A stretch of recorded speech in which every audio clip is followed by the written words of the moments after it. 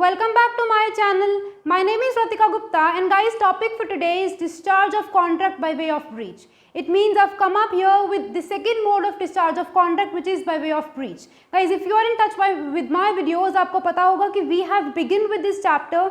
बहुत देर पहले ही हमने ये चैप्टर शुरू कर लिया था एंड आई टोल्ड यू कि डिस्चार्ज ऑफ कॉन्ट्रैक्ट को हम 4 मेथड्स के थ्रू स्टडी करेंगे. First is by way of performance which is dealing with section 37 to section 55 of the Indian contract act 1872. तो ये सारे सेक्शंस मैं ऑलरेडी कवर कर चुकी हूँ. वहाँ पे हमने ये स्टडी किया था कि डिस्चार्ज ऑफ कॉन्ट्रैक्ट किस तरीके से हो सकता है bye way of performance and it was the first method of discharging a contract. Today we are going to discuss how to discharge a contract via second mode, which is by way of breach. So guys, before we move on, if you are new to my channel and you have not subscribed it yet, please subscribe to my channel right away. And yes, if you enjoy learning with me, you understand what I teach, please like all my videos and do let me know in the comment section. So guys, let's get started. आज की video बहुत interesting होने वाली है because guys, you might be looking at the board और आप देखोगे यहाँ पे सेक्शन 39 लिखा है. मैंने सेक्शन 39 में ऑलरेडी आपको एक्सप्लेन कर चुकी हूँ जब हमने किया था discharge of contract by way of performance. But guys, वो जो वीडियो थी मेरी सेक्शन 39 पे, वो बहुत एक बेसिक वीडियो थी बिकॉज उस वीडियो में it was not the need कि मैं आपको इतना सब कुछ एक्सप्लेन करूँ जो मैं आपको आज डिस्कस करूँगी. बिकॉज आज हम रीड कर रहे हैं discharge of contract by way of breach.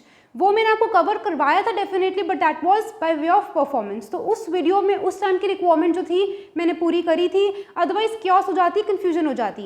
And in today's video अगर आप उस वीडियो को पहले देख लोगे और आज की वीडियो को फिर देखोगे, so it will be quite helpful for you, क्योंकि आपका एक बेसिक क्लियर हो जाएगा and you will be familiar with the bare act language of this section.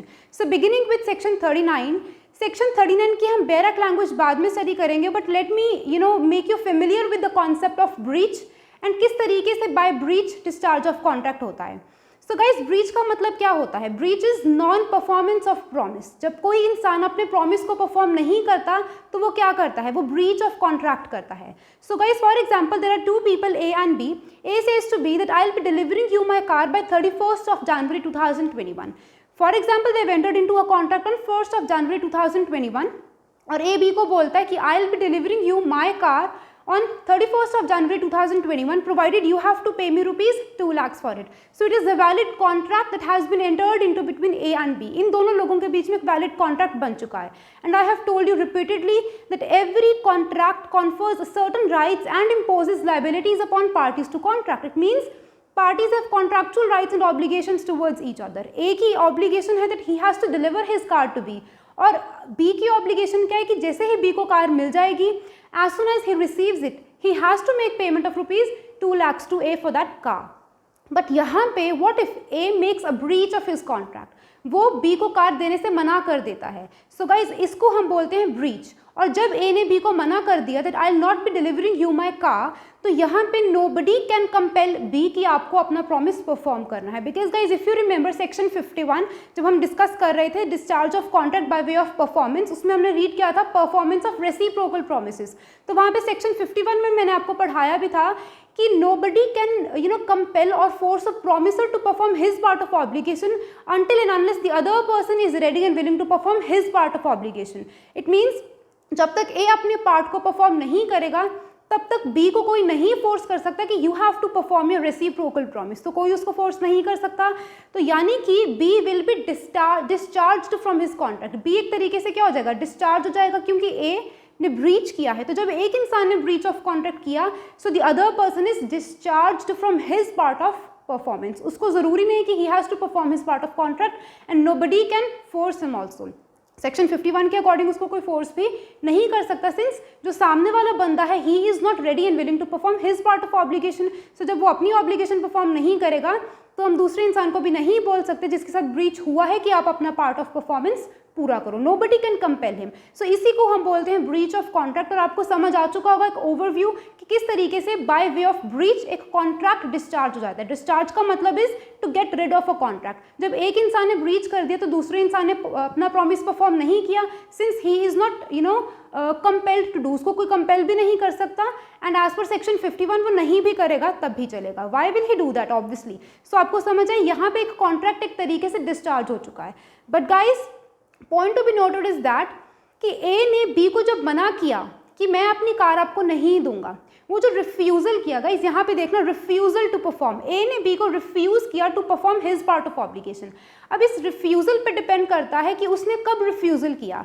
ए ने क्या किया, ए या तो क्या कर सकता है 31 ऑफ जनवरी 2021 को, on that particular day he will not deliver his car to B, और बी समझ जाएगा कि A has made a breach of his contract. तो एक तरीके से वो भी हम ब्रीच कर सकते हैं। But what happens is sometimes A B को 15 ऑफ जनवरी को भी बता सकता है कि I will not deliver my car to you on so and so date. It means यहाँ पे भी ए ने क्या किया, रिफ्यूज़ किया है। रिफ्यूज़ल आप किसी भी तरीके से कर सकते हो, प्रायर रिफ्यूज़ल भी दे सकते हो, यानी कि 31 was the date which was agreed upon, but उसके पहले भी ए जो है वो बी को मना कर सकता है कि I am not going to sell my car to you on 31। तो ये भी एक वैलिड रिफ्यूज़ल है, क्योंकि उसने पहले कर दिया डजेंट मीन कि वो रिफ्यूज़ल नहीं है। A has refuse to perform his part of obligation. But बहुत बार ऐसा होता है कि ए ने on the date of performance, on the due date of performance that is on 31 itself, A ने रिफ्यूज़ कर दिया कि मैं अपनी कार आपको आज नहीं बेचूंगा। तो गाइस दोनों ही रिफ्यूज़ल हैं। तो ये वाला रिफ्यूज़ल है जहाँ पे आपने प्रायर पहले मना किया, उसको हम बोलते हैं anticipatory breach of contract. Anticipatory मतलब आप जानते हो, इट्स एन इंग्लिश वर्ड, बहुत कॉमन। एंटिसिपेटरी मतलब तो आप एंटिसिपेट कर सकते हो, यानी कि बी को पहले ही पता लग चुका था कि A is not willing to perform his part of obligation on 15th itself, यानी कि prior to the due date of performance. Due date of performance थी 31, उसके पहले ही बी को 15th को पता लग चुका था, और इसको हम बोलते हैं anticipatory breach of contract. But on the other hand अगर ए उसी दिन 31 इटसेल्फ को ही रिफ्यूज़ करता है, उसी दिन मना करता है कि मुझे अपनी कार आपको नहीं बेचनी, तो उसको हम बोलेंगे actual breach of contract. Actual में उसी दिन उसने क्या कर दिया, ब्रीच ऑफ कॉन्ट्रैक्ट कर दिया without any prior notice. So guys यहाँ पे मैं आपको बता चुकी हूँ 2 types of breach of contract. तो आपको समझ आ चुका है कि ब्रीच ऑफ कॉन्ट्रैक्ट 2 तरीके के होते हैं, which is anticipatory breach of contract and actual breach of contract. हमारा आज का subject matter is upon anticipatory breach, जो हम सेक्शन 39 में स्टडी करेंगे। एक्चुअल ब्रीच में आपको अभी बता दूंगी, बहुत सिंपल है। एक्चुअल ब्रीच तो मैं आपको बता ही चुकी हूँ कि it is a breach of contract. Breach का मतलब non performance of contract. So you have not performed a part of your obligation in that contract. So you have made an actual breach of contract का मतलब है कि you have not performed your part of obligation on the due date of performance। उसी दिन 31 को आपने नहीं perform किया, तो वो क्या हुआ, एक्चुअल ब्रीच ऑफ कॉन्ट्रैक्ट। वो on the due date of performance guys, उसी दिन आपने परफॉर्म नहीं किया, so you have made an actual breach of contract. और इसकी मैं आपको एग्जाम्पल भी दे चुकी हूँ। अब यहाँ पे बी के पास क्या रेमेडी अवेलेबल है, that he can claim compensation from A. Obviously जब ए ने ब्रीच ऑफ कॉन्ट्रैक्ट किया, तो ब्रीच के लिए हम सिविल लॉ में क्या रीड करते हैं कि हमारे पास डैमेजेस अवेलेबल होते हैं। So B can definitely sue A, he can bring an action against A and he can claim compensation for whatever loss that might have been sustained by B on account of non performance of his contract by A. A ने अपना part of performance नहीं किया, उसलिए B को कोई ना कोई damages या injury जरूर हुई होगी, so he can claim damages by filing a law suit against A. So actual breach का कॉन्सेप्ट बहुत क्लियर है। जब एक्चुअल ब्रीच होती है, पहली बात, एक्चुअल ब्रीच का मतलब क्या है, it's a breach of contract. It means non performance of promise by one of the 2 parties. Breach है। एक्चुअल का मतलब है on the due date of performance 31 को ही आपने मना किया, पहले आपने बी को नहीं बताया। As a result of it, जो अदर पार्टी है जिसके साथ ब्रीच हुआ है, that party have definitely suffered some damages, उसको इंजरी कोई ना कोई हुई, इसीलिए बी इज उसके पास एक अपॉर्चुनिटी है to file a law suit against A. He is capable of doing that, और वो ए के अगेंस्ट लॉ सूट फाइल करेंगे and he can claim compensation under civil law in India. I hope guys आपको पता लगे कि वो damages claim कर सकता है। अब आप एक्चुअल ब्रीच को भूल जाना, because in this particular video I will be focusing on anticipatory breach of contract, is it? सब आपको मैं अभी तक क्या बता चुकी हूँ कि सबसे पहले ब्रीच होता क्या है, आई हैव एग्जाम्पलीफाइड कि ब्रीच की एग्जाम्पल क्या रहेगी, और उसके बाद मैंने आपको ये बताया कि ब्रीच से ही उसकी 2 टाइप्स निकलती हैं। You have refused to perform a part of your obligation, आपने मना कर दिया कि मैं नहीं परफॉर्म करूंगा, तो इसको अगर आप 1 वर्ड सब्सटीट्यूशन करोगे तो वो क्या होगा, breach. Refuse to perform a part of your obligation, इसके लिए 1 वर्ड सब्सटीट्यूशन है ब्रीच, आपने ब्रीच कर दिया। अब ब्रीच 2 तरीके का होता है, वो भी आपको यहीं से पता लगता है कि अगर आपने प्रायर रिफ्यूजल दिया है तो वो एंटिसिपेटरी ब्रीच होगा, जिसको हम सेक्शन 39 में स्टडी करेंगे। और अगर आपने on the due date of performance ही मना किया है तो उसको हम क्या बोलेंगे, actual breach of contract. Actual breach of contract में आप कॉम्पेंसेशन क्लेम कर सकते हो, जिस इंसान के साथ ब्रीच हुआ है वो कॉम्पेंसेशन क्लेम कर सकता है if he has sustained any loss as a consequence of non-performance of contract by the other person, which means A in this example. I hope आपको समझ आ चुका है। तो ये रिफ्यूजल पे डिपेंड करता है कि क्या टाइप होगी ऑफ ब्रीच, एंटिसिपेटरी होगी या एक्चुअल होगी। एंटिसिपेटरी ब्रीच का मतलब क्या है कि you have refused to perform a part of your obligation prior to the due date of performance. 31st के पहले 15th को आपने मना कर दिया तो वो क्या हो जाएगी, एंटिसिपेटरी ब्रीच ऑफ कॉन्ट्रैक्ट। सो आपको समझ आए कि रिफ्यूजल टू परफॉर्म का कितना इंपॉर्टेंट पार्ट है इस डेफिनेशन में। अब उसके बाद एक और हमारे पास वर्ड आता है, मैंने 3 वर्ड्स को अंडरलाइन किया है, they are very much important. So refusal to perform, I hope आपको समझ आ चुका है कि मैं अपना पार्ट ऑफ परफॉर्मेंस नहीं करूंगा। अब इसके लिए गाइज मैं आपको एग्जाम्पल प्रीवियस भी दे देती हूँ फॉर द वंस जिन्होंने मेरी प्रीवियस वीडियो देखी है। तो वहाँ पे मैंने आपको एक एग्जांपल दी थी सिंगर की। सपोज एक सिंगर है A, he has entered into a contract with theatre management और वो बोलते हैं कि I will be singing at your theatre at your concert for 2 days a week for consecutively 2 months, is it. अब यहाँ पे क्या हुआ, ऑन द 6th नाइट को A this singer wilfully absence himself from the concert. अब यहाँ पे आप देखो गाइस, ये केस एंटिसिपेटरी भी बन सकता है, एक्चुअल ब्रीच भी बन सकता है, बट इट डिपेंड्स कि रिफ्यूजल कब दिया, सिर्फ उस पर डिपेंड करता है। अगर तो ए 5th कॉन्सर्ट जब उसने 5th कॉन्सर्ट अटेंड किया, 5th कॉन्सर्ट अटेंड करने के बाद थिएटर मैनेजमेंट को बताता है कि मैं आपका 6th को नहीं अपना अपीयर हूँगा। अगर उसने प्रायर बताया है, he has priorly before the due date of performance, उसने थिएटर मैनेजमेंट को ये बताया है, ही गेव अ नोटिस कि I will not be appearing on the 6th night to sing, तो वो क्या होगा, एंटिसिपेटरी ब्रीच ऑफ कॉन्ट्रैक्ट होगा। ब्रीच तो इन एनी वे आपने किया, जब आपने कॉन्ट्रैक्ट ही कर लिया कि I will be singing for 2 days a week, right, and consecutively 2 months के लिए मैं सिंगिंग करूंगा, तो वहाँ पे एंड प्रोवाइडेड थिएटर मैनेजमेंट भी आपको 100 रुपीज़ ईच दे रही है for every night's performance, so consideration भी है यहाँ पे, एक वैलिड कॉन्ट्रैक्ट है। सो ब्रीच ऑफ कॉन्ट्रैक्ट तो इन एनी वे होगा ही होगा, चाहे वो एंटिसिपेटरी हो चाहे वो एक्चुअल हो, बट इट डिपेंड्स कि आपने रिफ्यूजल टू परफॉर्म कब दिया। अगर तो ये उसको 5th नाइट की सिंगिंग करने के बाद बता देगा कि मैं 6th नाइट नहीं आऊँगा, तो ये होगा anticipatory breach of contract. But अगर he wilfully absence himself from the concert on 6th itself, उसी दिन विदाउट एनी प्रायर नोटिस, तो वो होगा actual breach of contract. So I hope guys आपको डिफ्रेंसिएशन समझ आ रही है, एग्जाम्पल्स आपको समझ आ रही हैं। So talking about this important, disabled himself from performing, either you have refused to perform, आपने परफॉर्म करने से मना कर दिया, सिंपल, और you have disabled yourself from performing it. Disabled yourself का मतलब क्या हुआ गाइस, डिसेबल्ड का मतलब, अब इसको पहले मैं आपको एग्जांपल देती हूँ। सपोज आपने ए ने बी को कहा कि I will be selling you my car on 31st, वही एग्जाम्पल लेते, दोनों एग्जाम्पल्स को, ये सिंगर की और कार की, यही 2 एग्जाम्पल्स को लेकर हम इस पूरे कॉन्सेप्ट को समझेंगे गाइस। अब यहाँ पे देखो, अगर ए ने बी को कहा कि I will be selling you my car on 31st January, but prior to that due date of performance, A has sold his car to C. A ने अपनी गाड़ी C को बेच दी, यानी कि in a way or the other, A has disabled himself. A has disabled himself from performing his promise. अब यहाँ पे A चाह के भी promise perform नहीं कर सकता क्योंकि उसने अपनी कार ऑलरेडी C को बेच दी है। एंड गाइज इससे आपको क्या समझ आता है कि it is an implied contract. Implied contract है, ए ने सी के साथ कॉन्ट्रैक्ट कर लिया और यहाँ से बी को समझ आ जाएगा फ्रॉम द कंडक्ट ऑफ ए के कंडक्ट से ही उसको समझ आ जाए कि now he A has made a breach of contract. ज़रूरी नहीं कि आप यहाँ पे बोल कर ये बताओ। सी गाइज आपको हर एक पॉइंट को बहुत प्रॉपरली समझना है। रिफ्यूज टू परफॉर्म मतलब आपने एक्सप्रेसली बोल कर या लिख कर मना कर दिया। एक तो यहाँ से रिफ्यूज टू परफॉर्म की 1 word सब्सटीट्यूशन है ब्रीच, पहली बात। दूसरा यहाँ से आपको ये भी समझ आएगा कि रिफ्यूजल कब दिया, तो वहाँ से आप डिफ्रेंशिएट कर पाओगे कि what type of breach is it, anticipatory और एक्चुअल ब्रीच। मोर ओवर यहाँ पे रिफ्यूज टू परफॉर्म का मतलब क्या है कि it is an expressed refusal. लेकिन disabled himself from performing, you have disabled yourself, it means it's an implied conduct on your part. B A के उसके कंडक्ट जो उसने किया उसी से समझ जाएगा कि A has disabled himself and he has made a breach of contract. बेशक ए ने उसको एक्सप्रेसली या इम्प्लाइडली नहीं बताया, यहाँ पे ए का सी को कार बेच देना it's a conduct on the part of A, जहाँ से बी समझ जाएगा कि A has made a breach of contract. Similarly singer की एग्जाम्पल ले लो। सिंगर ने क्या किया, किसी भी इंसान के साथ कॉन्ट्रैक्ट कर लिया। जिस दिन आपको पता है कि आपने सो एंड सो कॉन्सर्ट में गाना गाना है, वहाँ पे अब जिस इंसान के साथ आपने कॉन्ट्रैक्ट किया, सपोज आपने 31st January 2021 को कॉन्सर्ट करना है, बट उसी दिन आपने क्या किया, on the same date and same time you have entered into a contract with some other party कि हाँ मैं आपके यहाँ गाना गाऊंगा on the same date and time.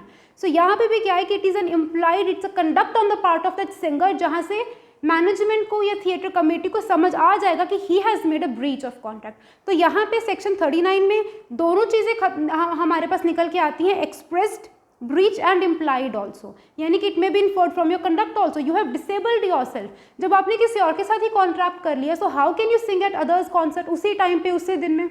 It means इन अ वे और the other you have disabled your self from performing it, right. So I hope guys आपको ये वाला पॉइंट समझ आए कि डिसेबल्ड का मतलब क्या है, और ये क्या है, एक इम्प्लाइड कंडक्ट है एंड दिस इज एक्सप्रेस्ड। और यहाँ पे एक और पॉइंट आता है, इन इट्स एंटायरिटी। एंटायरिटी की इंपॉर्टेंस ये है गाइज कि अगर आपका जो कॉन्ट्रैक्ट है आपने रिफ्यूज नहीं किया इन इट्स एंटायरिटी, तो वो एंटिसिपेटरी ब्रीच ऑफ कॉन्ट्रैक्ट नहीं होगा, एंटिसिपेटरी ब्रीच नहीं होगा। एंटायरिटी का मतलब कुछ भी नहीं है, it means in its totality. आपको ब्रीच करना है, आपको मना करना है, you have to refuse to perform और you have to disable yourself from performing it in its entirety. Entirety का मतलब है 100% ब्रीच आपको करना है। 100% ब्रीच का मतलब है कि मैंने आपको अपनी कार नहीं बेचनी तो मैंने नहीं बेचनी, यानी कि आपने मना कर दिया कि 100% I won't be selling it to you, और आपने डिसेबल ही कर दिया अपने आप को by selling your car to some other person. So आपने 100% ब्रीच ऑफ कॉन्ट्रैक्ट किया है, इज इट। और उसके बाद नेक्स्ट हमारे पास पॉइंट क्या निकल के आता है, सिंगर का। गाइस अब यहाँ पे सिंगर के लिए ना मैं आपको एक और एग्जांपल देना चाहती हूँ, थोड़ा सा कॉन्सेप्ट क्लियरेशन करते हैं। जो मैंने आपको एग्जांपल दी एक सिंगर की, एक तो उसने थिएटर मैनेजमेंट के साथ 2 weeks for 2 times twice a week for 2 consecutive months वाला कॉन्ट्रैक्ट किया। एक और आपको सिंगर की एग्जांपल देती हूँ। अब यहाँ पे सपोज एक सिंगर है A, he has entered into a contract with some other management। उसने कहा 1 जनवरी को उसने कॉन्ट्रैक्ट किया दूसरी थिएटर मैनेजमेंट के साथ, और वो बोलता है कि आज 1 जनवरी है, मैं 31 जनवरी को आऊँगा और आपके यहाँ गाना गा के जाऊँगा। अब यहाँ पे क्या हुआ, यहाँ पे एक्चुअली एंटिसिपेटरी ब्रीच हो सकती है, वो डिपेंड करता है कि अगर तो सिंगर प्रायर नोटिस देगा on 15th that I won't be appearing on 31st, तो वो एंटिसिपेटरी ब्रीच हो जाएगा। Otherwise if he wilfully absence himself without any prior notice on 31st itself on the due date of performance, तो वो क्या हो जाएगी, एक्चुअल ब्रीच ऑफ कॉन्ट्रैक्ट हो जाएगा। सो आई होप आपको समझ आए, it is a breach in its entirety. 100% आपने ब्रीच कर दिया। लेकिन जो मैंने आपको एग्जांपल पहले दी है वहाँ पे मैं क्या बोल रही हूँ कि देयर इज अ सिंगर, एक सिंगर है, ही हैज़ अग्रीड कि I will be singing at your concerts twice a week for 2 consecutive months।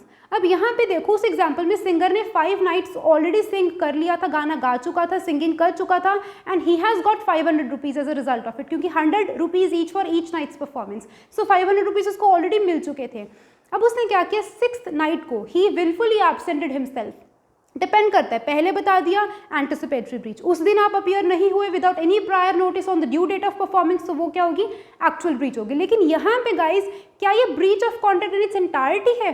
नहीं, तो वो breach of contract in its entirety नहीं है। सो आई होप गाइस आपको समझ आ रहा है यहाँ पे कि मैं किस कॉन्सेप्ट को बताने की कोशिश कर रही हूँ। आपको हर एक चीज़ को समझना है। सबसे पहले आपको ये समझना है कि रिफ्यूज टू परफॉर्म का मतलब क्या है, जो मैं आपको एग्जाम्पल्स और इलस्ट्रेशंस के साथ समझा चुकी हूँ। डिसेबल्ड हिमसेल्फ फ्रॉम परफॉर्मिंग, सिर्फ 2 ही एग्जाम्पल्स को लेके चल रहे, नथिंग एल्स। ए ने बी को कार सेल करी, वो वाली एग्जाम्पल, और सिंगर की एग्जाम्पल। लेकिन एंटायरिटी में इस पॉइंट को समझाने के लिए I have to take up one more example, जो मैं आपको बता चुकी हूँ कि एंटायरिटी के कॉन्सेप्ट का ये मतलब है आपको 100% ब्रीच करना है। यहाँ पे जो सिंगर की एग्जाम्पल हम बेसिक लेके चल रहे हैं, तो वहाँ पे क्या है कि उसने इन इट्स एंटायरिटी नहीं किया, उसने इन इट्स एंटायरिटी ब्रीच नहीं किया बिकॉज 5 nights वो ऑलरेडी सिंग कर चुका है। तो ये कॉन्सेप्ट इस तरीके से चलेगा। सो मैं डायरेक्ट लैंग्वेज एक बार आपको बता दूं और उसके बाद हम रीड करेंगे। गाइस ये जो लास्ट 2 लाइन्स है ना, यहाँ से स्टार्ट होती हूँ यहाँ तक, ये जो लास्ट 2 लाइन्स हैं, यहाँ से हमें पता लगता है कि what is the effect of anticipatory breach of contract. पहले इसको डिस्कस कर लेते हैं, फिर आपको पूरा डायरेक्ट समझ आएगा। what is the effect of anticipatory breach of contract? अच्छा, if I ask you what is the effect of actual breach of contract, तो आप क्या बताओगे कि जब actual breach होता है तो उसका effect ये रहता है कि जिस इंसान के साथ breach हुआ, that person can file a lawsuit against the one जिसने breach किया, and therefore he can claim compensation. Simple as such. But if I talk about effect of anticipatory breach of contract, तो वो हमें यहाँ से पता लगता है। Anticipatory breach of contract का इफेक्ट ये आता है, जो हमें सेक्शन 39 की ये लास्ट पैराग्राफ बताता है, वो हमें ये बताता है कि एंटिसिपेटरी ब्रीच ऑफ कॉन्ट्रैक्ट के इफेक्ट को स्टडी करने के लिए ना हमें 2 चीज़ों को स्टडी करना होगा, क्योंकि सेक्शन 9 2 चीज़ें बताता है। तो सबसे पहले तो क्या है कि जो हमारा जिसके साथ ब्रीच हुआ है गाइस, जैसे कि बी के साथ ब्रीच हुआ था इन दैट कार एग्जाम्पल, तो जिस इंसान के साथ ब्रीच हुआ उसके पास 2 अपॉर्चुनिटीज़ होती हैं। एक तो उसके पास अपॉर्चुनिटी होगी, एक उसके पास ऑप्शन होगी, either to put an end to that contract immediately. A ने आपके साथ ब्रीच किया, एंटिसिपेटरी ब्रीच किया उसने आपके साथ, उसने आपको 15th को ही बता दिया that I won't be selling my car to you.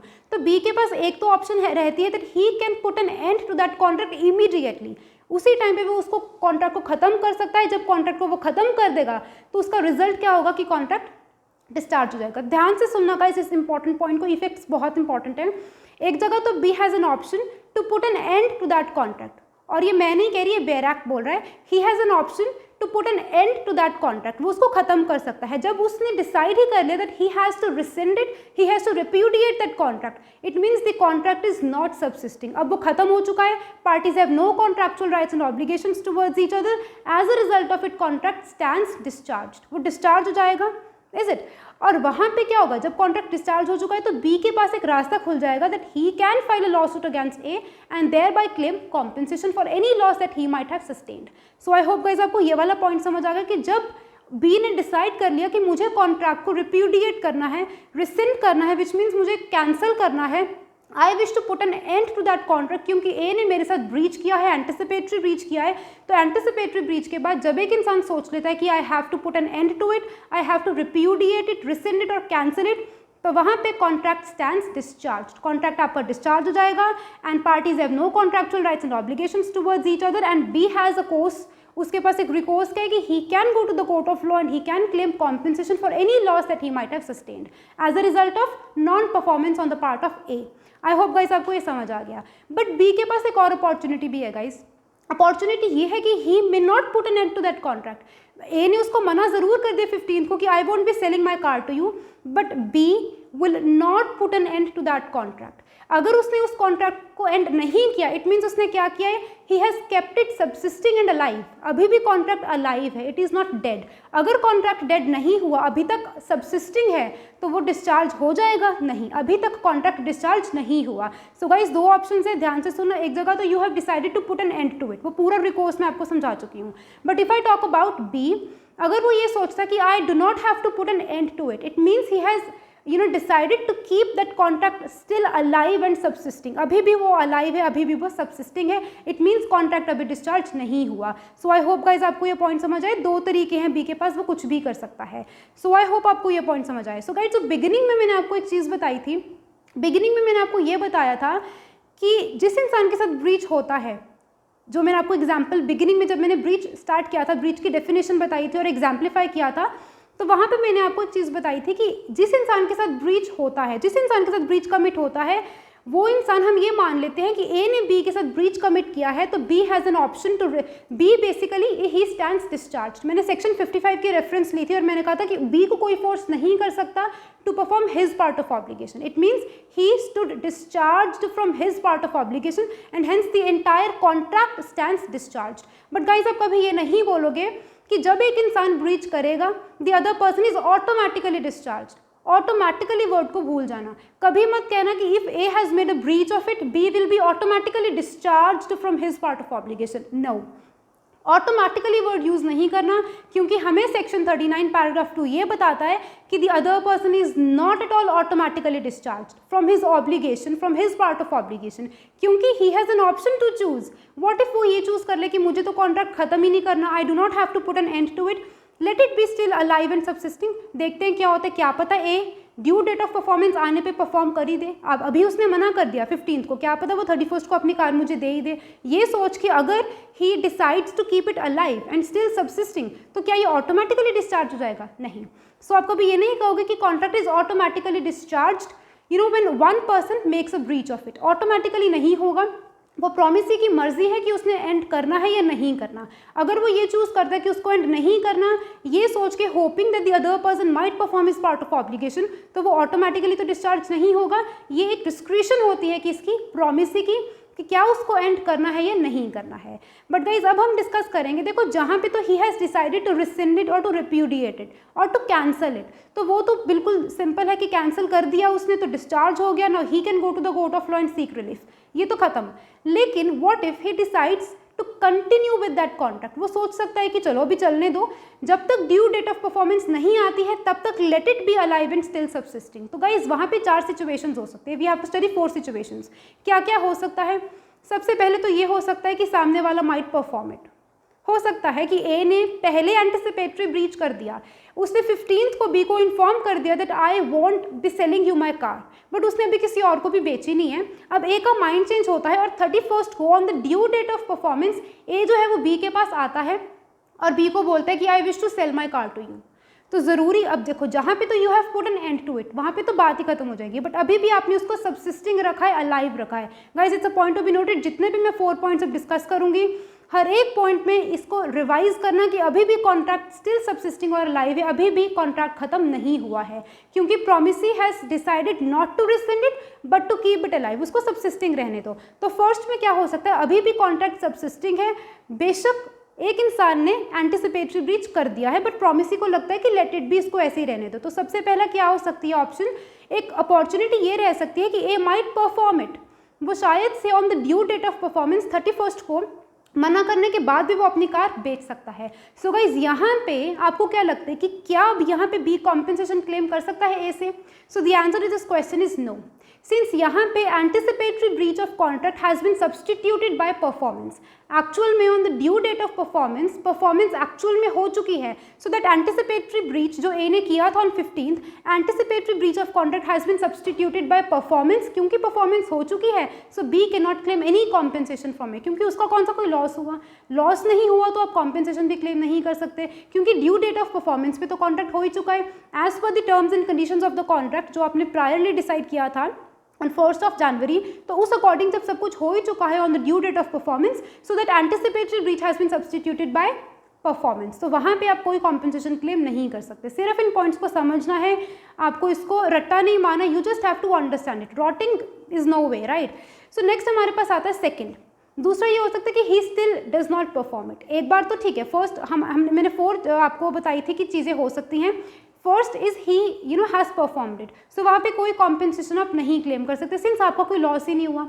Secondly he still did not perform it, अब यहाँ पे क्या हुआ, उसने परफॉर्म नहीं किया, आपने वेट किया कि 31st आने दो, ड्यू डेट ऑफ परफॉर्मेंस आने दो, बट उस दिन भी ए ने अपना एंटिसिपेटरी ब्रीच को उसी तरीके से रखा and he did not perform his part of obligation, तो यहाँ पे obviously you can claim compensation, क्योंकि अब आपका एक्चुअल ब्रीच हो चुका है। Guys I hope you are getting it कि anticipatory breach has been substituted by actual breach, अब आपका एक्चुअल ब्रीच हो चुका है, यानी कि on the due date of performance भी परफॉर्म नहीं हुआ, it means it has been substituted by actual breach of contract. और जब एक्चुअल ब्रीच ऑफ कॉन्ट्रैक्ट होता है, मैंने बिगिनिंग में ही आपको बता दिया था कि जब एक्चुअल ब्रीच ऑफ कॉन्ट्रैक्ट होगा तो वहाँ पे तो आप कॉम्पेंसेशन क्लेम कर सकते हो।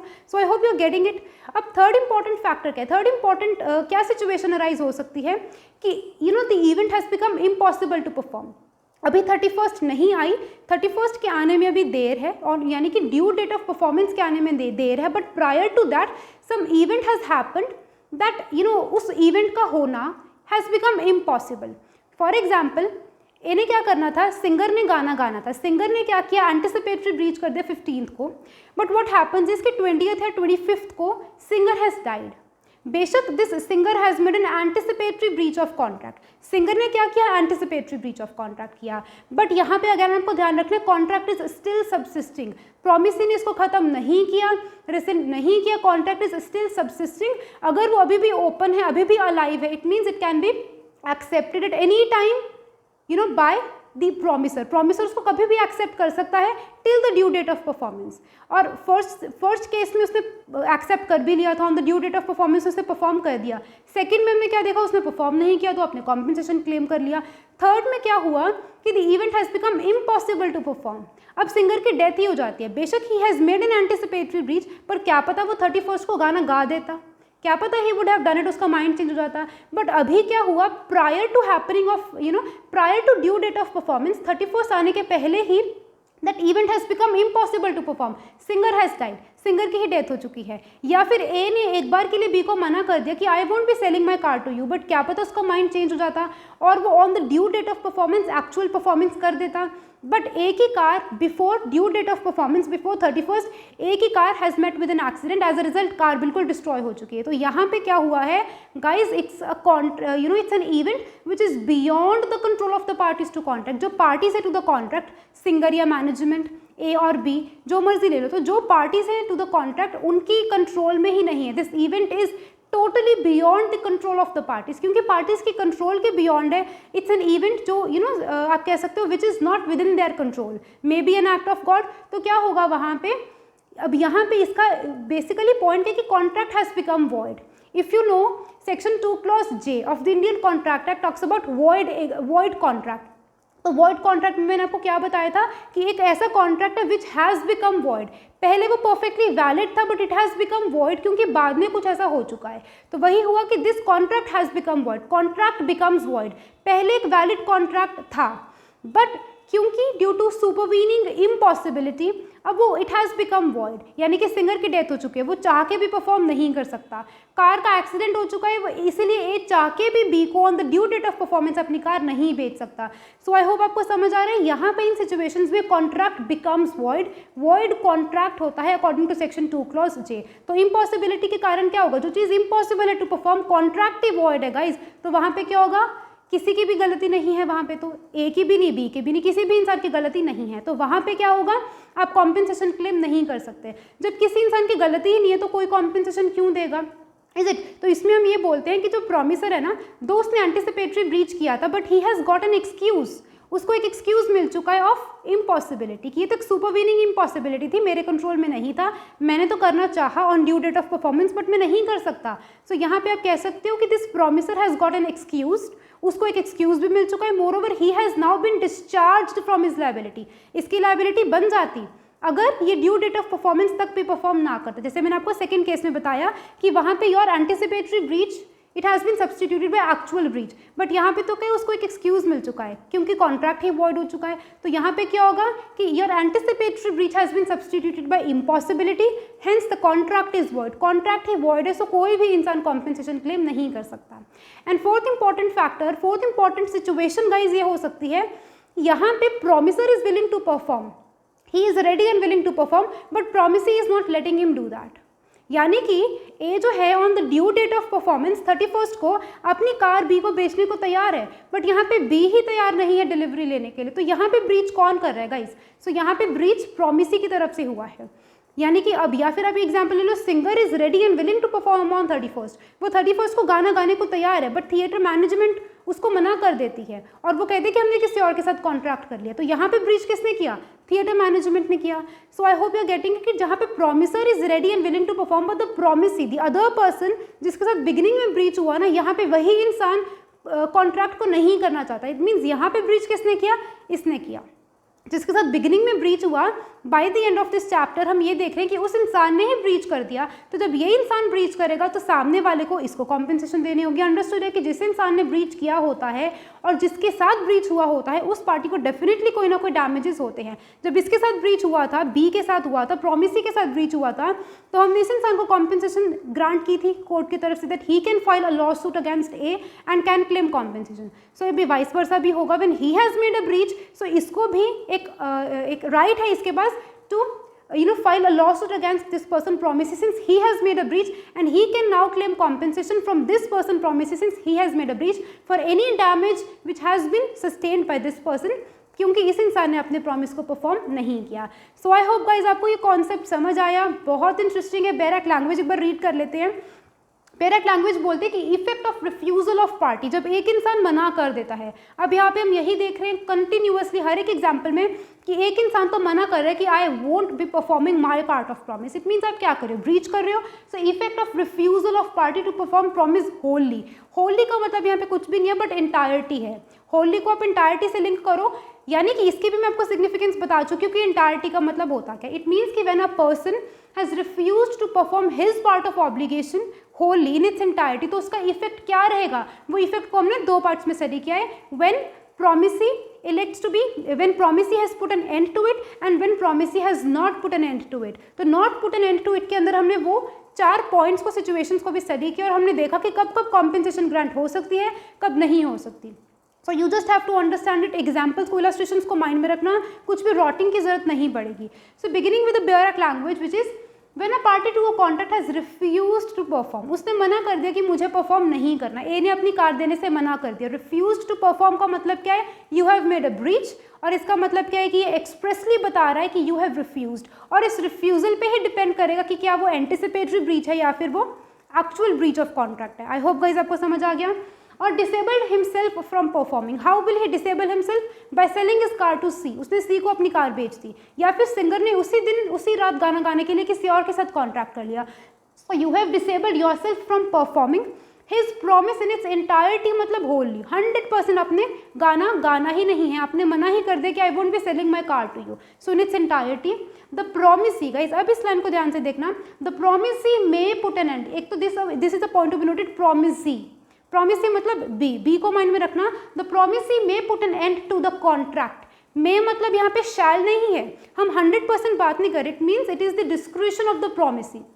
एक एक वर्डिंग को बहुत ध्यान से रीड क्या करो, प्रोमिसी पहले लिखा है B, he may put an end, may means shall नहीं लिखा, 100% नहीं, डिस्क्रिप्शन है प्रोमिसी की, he may put an end to the contract, उसको खत्म कर सकता है। अदरवाइज अगर वो खत्म नहीं करेगा तो उसके पास क्या ऑप्शन है कि he may keep it alive unless, अब ये देखो अनलेस मतलब जब तक वो ये नहीं करेगा, अगर उसने ये वाली चीज़ जो भी मैं रीड करूँगी, अगर उसने ये वाली चीज़ कर दी तो वो ये नहीं कर सकता, और अगर उसने बिल्कुल डिस्चार्ज ही कर दिया, एंड ही कर दिया, तो वो ये वाली चीज़ नहीं कर पाएगा, right. Unless he has signified by words और कंडक्ट, सिग्निफाइड मतलब आपको दूसरे को बताना है, ईदर बाय योर वर्ड्स और by your conduct, his acquiescence in its continuance, acquiescence in its continuance का मतलब है your consent in its continuance. तो यानी कि जैसे सिंगर ने 6th नाइट गाना नहीं गाया, 7th नाइट वो आपके पास गाना गाने आता है, तो वहाँ पे अगर तो आप उसको अलाउ करते हो, it means either by your conduct और by your words you have signified to that singer, to that person A, आपने उसको सिग्निफाई कर दिया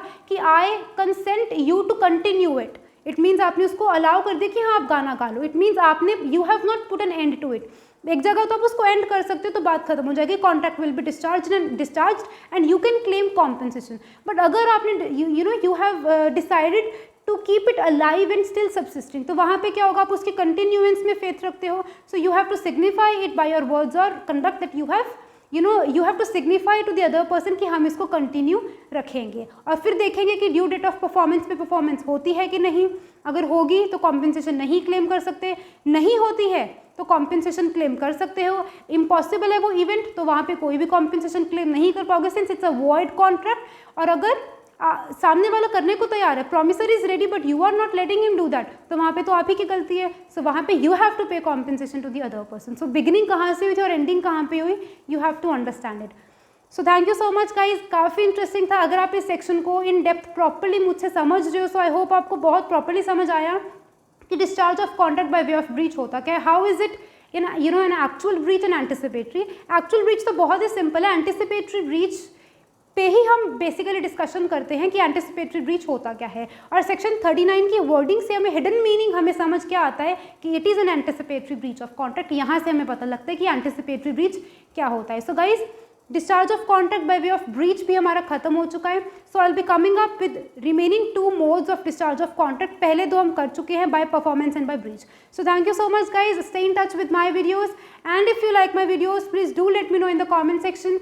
Keep learning, keep shining, stay safe and bye bye.